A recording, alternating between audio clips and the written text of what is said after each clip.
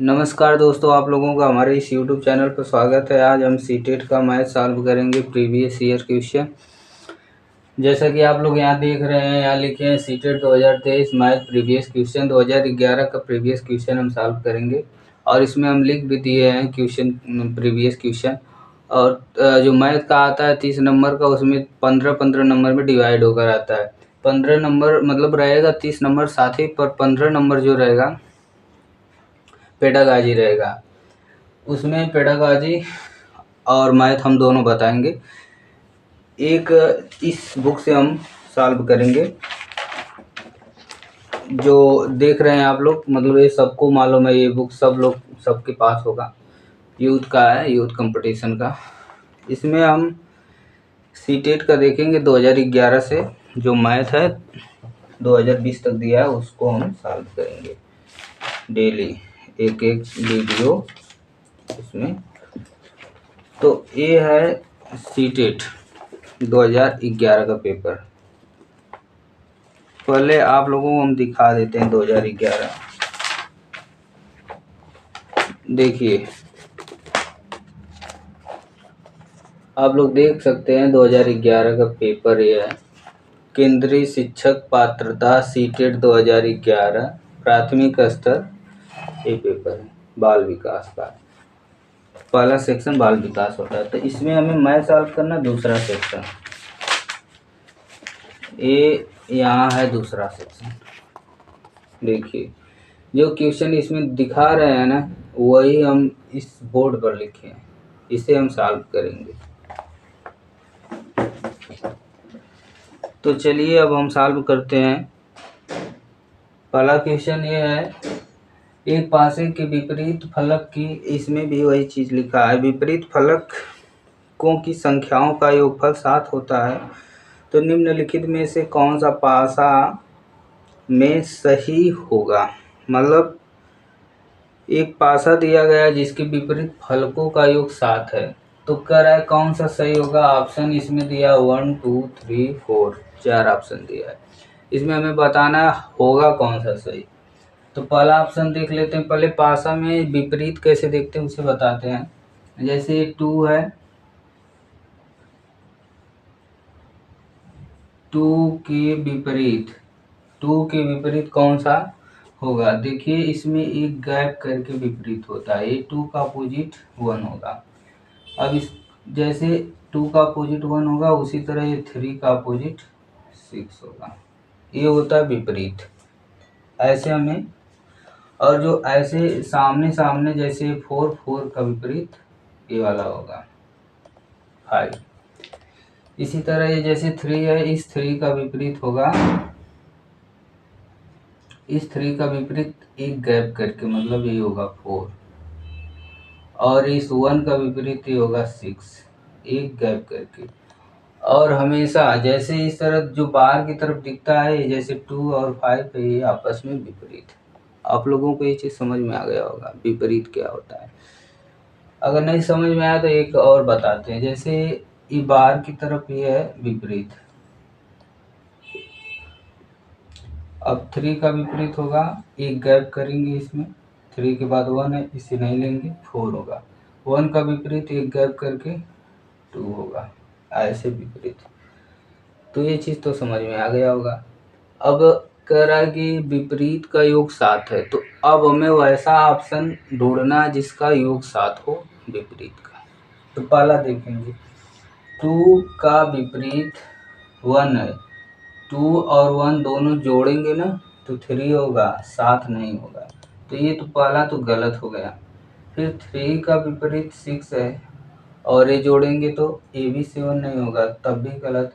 जैसे 4 का विपरीत 5 है, ये 9 हो जा रहा है, तो पहला ऑप्शन नहीं होगा। दूसरा ऑप्शन देखते हैं, 3 का विपरीत 4, 7 होगा, ठीक है। और ए 1 का विपरीत 6, 7 होगा, ये भी मिल रहा है, कह रहा है योग 7 होना चाहिए। और ये 2 का विपरीत 5, 7 हो रहा है, मतलब दूसरा ऑप्शन हमारा सही होगा। अब इसे चेक करने की जरूरत नहीं, ये गलत है, ठीक। तो ये सही हुआ दूसरा। दूसरा क्वेश्चन देखते हैं। ये सब पेडागॉजी का क्वेश्चन है।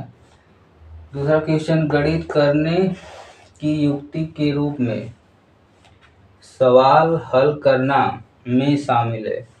मतलब गणित करने की युक्ति के रूप में सवाल हल करना शामिल है। जो हम सवाल हल करते हैं वो किस में शामिल होता है? ऑप्शन, अनुमान लगाना। मतलब हम अगर सवाल गणित में सॉल्व कर रहे हैं, हल कर रहे हैं, तो क्या हम अनुमान लगा रहे हैं?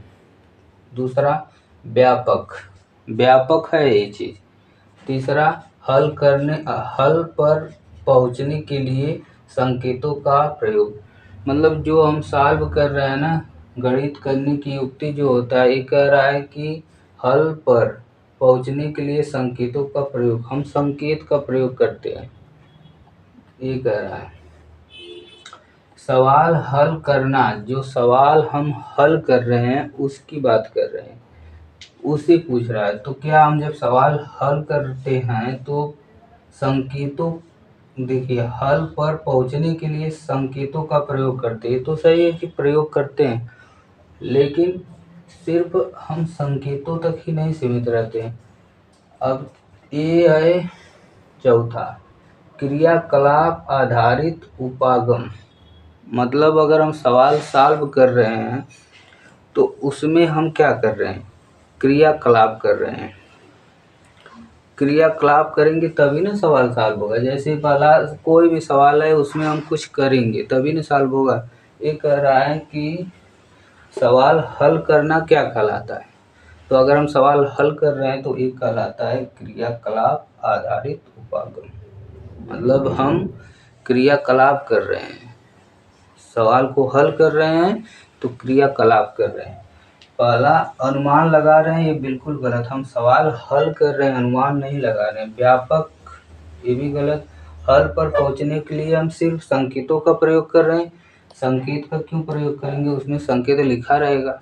लेकिन ये कह रहा है क्रियाकलाप आधारित उपागम, हम क्रियाकलाप करते हैं, ठीक, जब सवाल को सॉल्व करते हैं। तो ये वाला सही होगा, चौथा। तो आई होप आप लोगों को ये चीज़ समझ में आई होगी। अगला क्वेश्चन हम सॉल्व करते हैं, इसे मिटाते हैं। ये पेडागॉजी का था क्वेश्चन।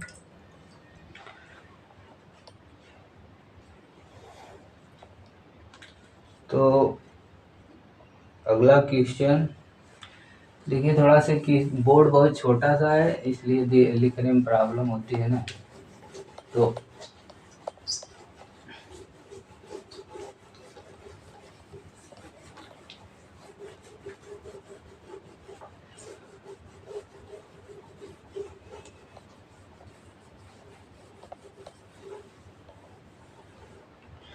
अगर आप लोगों के वीडियो पसंद आए तो ज़रूर से लाइक और सब्सक्राइब कीजिएगा। आप लोगों से रिक्वेस्ट है, लाइक और सब्सक्राइब करने में पैसा नहीं लगता है। अगर लाइक सब्सक्राइब कर देंगे तो आप लोगों का तो कुछ नहीं बिगड़ने वाला है और हमारा भी कुछ नहीं बिगड़ने वाला। लेकिन हाँ, आप लोगों के लाइक और सब्सक्राइब से मतलब बिगड़ेगा नहीं, बनेगा ही है। इसलिए हम कह रहे हैं कि आप लोग कर दीजिएगा सब्सक्राइब जरूर से। अगला क्वेश्चन,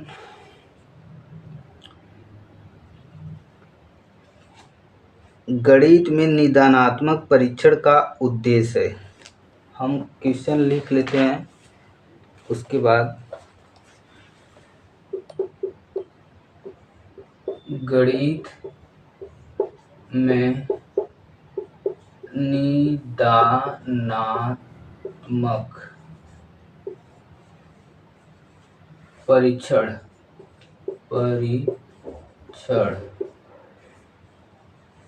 का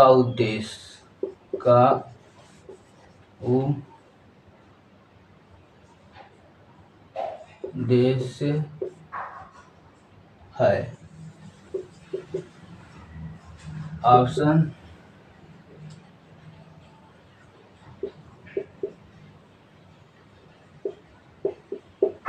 शतरंज परीक्षण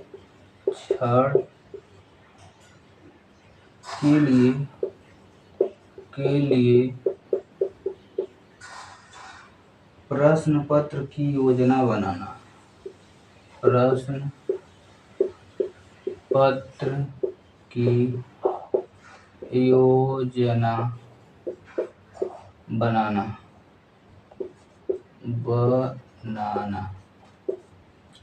दूसरा, बच्चों की समझ में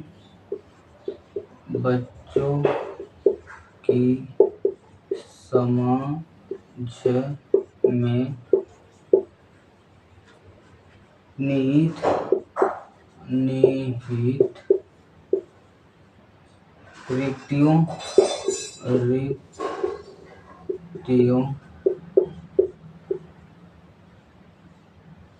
को जानना।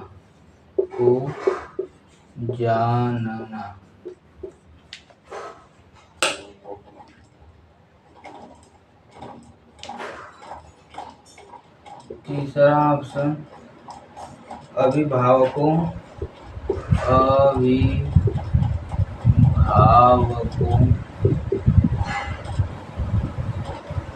को प्रतिपुष्टि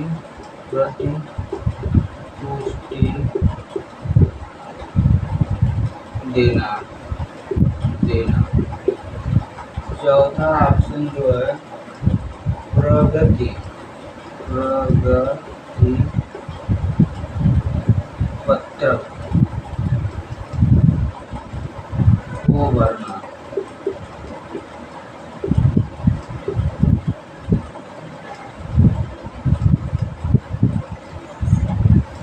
ऑप्शन लिख दिए हैं।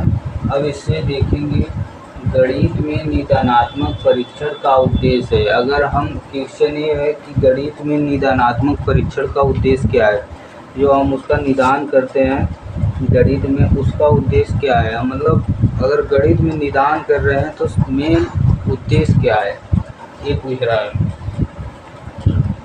ऑप्शन, शतकांक परीक्षण के लिए प्रश्न पत्र की योजना बनाना। मतलब अगर हम किसी चीज़ को निदान कर रहे हैं गणित में तो प्रश्न पत्र की योजना बना रहे हैं। योजना अलग हो गया, निदान करना अलग हो गया। मान लीजिए कोई समस्या, उसे हम निदान कर रहे हैं तो समस्या निदान कर रहे हैं वो अलग चीज़ है, अगर हम समस्या का योजना बना रहे हैं वो अलग चीज़ है। तो ये नहीं होगा, गलत है। बच्चों की समझ में निहित रिक्तियों को जानना। मतलब निदानात्मक परीक्षण का उद्देश्य ये है कि बच्चों की समझ, यहाँ लिखा है बच्चों की समझ में निहित रिक्तियों को जानना। इसे देखेंगे बाद में, ये तो कुछ सही है। और उसके बाद अभिभावकों को प्रतिपुष्टि देना, ये गलत है। अभिभावकों को प्रतिपुष्टि देना ये क्या है। अगर हम निदानात्मक परीक्षण का उद्देश्य मतलब परीक्षण करें तो उसका उद्देश्य अभिभावक से क्या मतलब, प्रगति पत्र को भरना, ये भी बेकार। देखिए सही यही होगा सेकंड, बच्चों की समझ में निहित रिक्तियों को जानना। अगर हम किसी चीज़ को निदानात्मक कर रहे हैं परीक्षण, जैसे निदानात्मक परीक्षण कर रहे हैं तो इसका मतलब ये हुआ कोई समस्या है उसका निदान ढूंढ रहे हैं, उसका हम परीक्षण कर रहे हैं। तो अब ये है कि बच्चों की समझ में निहित, मतलब बच्चों की समझ को हम डेवलपमेंट कर रहे हैं, रिक्तियों को जानना।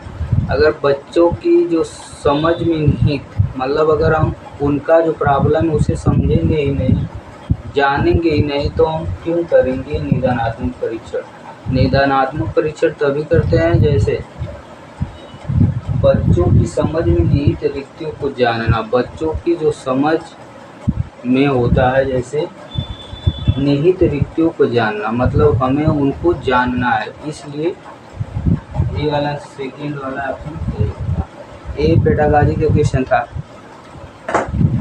आई होप आप लोगों को ये चीज़ समझ में आया होगा। मतलब गणित में निदानात्मक परीक्षण का उद्देश्य है बच्चों की समझ में, मतलब बच्चों की समझ में निहित रिक्तियों को जानना, उन्हें जानना है, ठीक ना। उनकी समझ में निदान कर रहे हैं तो इसका मतलब स्वाभाविक सी बात है, किसी चीज़ का अगर हम निदान करेंगे, अब उसे जानेंगे नहीं तो कैसे बता सकते हैं, कैसे उसकी समस्या दूर कर सकते हैं। ये चीज़ इसी मिटा रहे हैं। आई होप आप लोगों को ये क्वेश्चन समझ में आया होगा। अगला क्वेश्चन,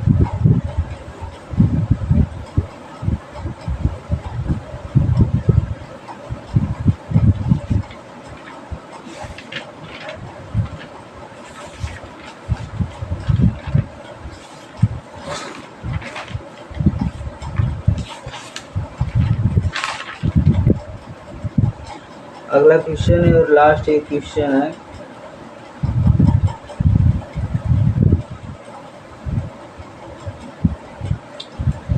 एक समचतुर्भुज के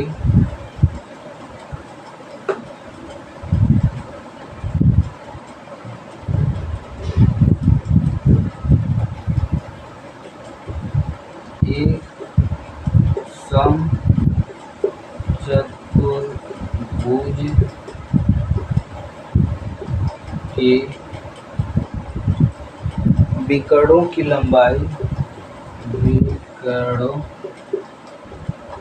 की लंबाई 8 सेंटीमीटर और 6 सेंटीमीटर 8 सेंटीमीटर और 6 सेंटीमीटर है। परिमाप बताइए। परिमाप बताइए। ठीक, अगला क्वेश्चन ये है कि एक समचतुर्भुज के विकर्णों की लंबाई 8 सेंटीमीटर है और 6 सेंटीमीटर है, तो इसका परिमाप बताइए। इसका परिमाप क्या होगा? पहले तो हम इसका भुजा कैसे निकालेंगे। भुजा बराबर एक फार्मूला होता है, उसे लिखेंगे, उसके बाद हम परिमाप निकालेंगे।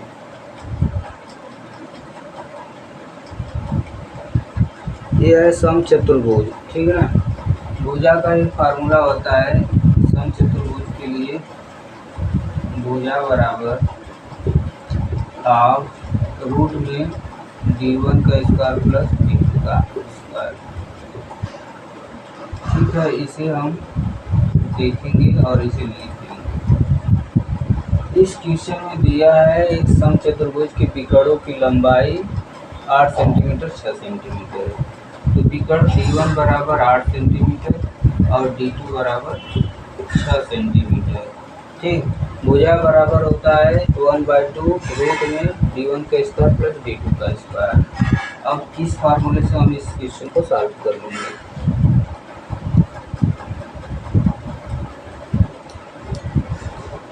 लिखेंगे भुजा बराबर हाफ रूट में d1 square plus d2 square.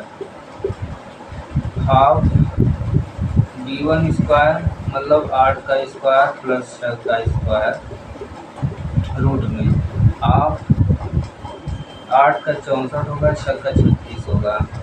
Half root में लिखेंगे, ये पूरा टोटल 100 हो जाएगा। 100 मतलब ये 100 है, 100 का रूट क्या होगा ये देखेंगे, ये 10 होगा, ये हाफ होगा और इंटू 10 होगा। 10 का स्क्वायर 100 होता है, तो 100 का स्क्वायर रूट 10 होगा। उसके बाद ये 5 बाद में कैंसिल हो जाएगा, तो भुजा बराबर 5 सेंटीमीटर। भुजा आ गया 5 सेंटीमीटर। पूछ रहा है कि परिमाप बताइए। समचतुर्भुज का परिमाप मतलब 4 भुजा होता है, तो 4 गुणे भुजा इसे लिख लेंगे। यहाँ लिखते हैं परिमाप बराबर समचतुर्भुज का परिमाप बराबर 4 इंटू भुजा। 4 गुणे 5 बराबर 20 सेंटीमीटर। ये हुआ आपका आंसर। आई होप आप लोगों को समझ में आया होगा। ये लास्ट क्वेश्चन था। अब हम अगला जो क्वेश्चन है 2020 में 2 ही 3 क्वेश्चन बताए हैं। तो ये था प्रीवियस ईयर 2011 का था मैथ का पेपर। 2-3 क्वेश्चन बताए हैं और अगला क्वेश्चन अगले वीडियो में बताएंगे। तो ये 20 सेंटीमीटर आ गया परिमाप। अगर ये समझ में नहीं आया है तो एक बार और समझा देते हैं इसे हम फिर से। एक समचतुर्भुज के विकर्णों की लंबाई 8 और 6 सेंटीमीटर दिया है। विकर्ण का लंबाई दे दिया है, परिमाप पूछ रहा है, तो भुजा एक होता है। परिमाप अगर पूछ रहा है तो हम इसकी भुजा पहले निकालेंगे और समचतुर्भुज है तो 4 भुजा है, तो भुजा गुणे 4 लिख देंगे, तो भुजा फाइंड आउट कर लेंगे। भुजा बराबर 1/2 रूट में d1 square plus d2 square. d1 क्या है, d1 जो है बिकड़ है, d2 भी बिकड़ है, तो यहाँ लिख लेंगे d1 8 सेंटीमीटर, d2 6 सेंटीमीटर। अब इसके बाद ये वैल्यू इसमें पुट कर देंगे, 8 सेंटीमीटर तो 8 प्लस 6 का स्क्वायर कर देंगे, 64 36 100 हो जाएगा, 100 का स्क्वायर रूट 10 हो जाएगा, फिर 2 5 या 10 भुजा आया 5 सेंटीमीटर। अब सम चतुर्भुज का परिमाप भुजा गुणे 4 या 4 गुणे भुजा, 4 गुणे 5 20 सेंटीमीटर आंसर आ गया। आई होप आप लोगों को ये चीज़ समझ में आया होगा। तो ठीक है, अब अगला क्वेश्चन, अभी इसमें तो 2 ही 3 क्वेश्चन बताए हैं, अगला क्वेश्चन अगले वीडियो में बताएंगे। और इसी तरह अगर आप लोगों को अच्छा लगेगा ये वीडियो और ये क्वेश्चन तो ज़रूर से लाइक और सब्सक्राइब कीजिए। Thanks watching for this video. तब तक के लिए आप लोग अपना ध्यान रखिए और अब मिलेंगे अगले वीडियो में अगले क्वेश्चन के साथ। Thanks watching for this video.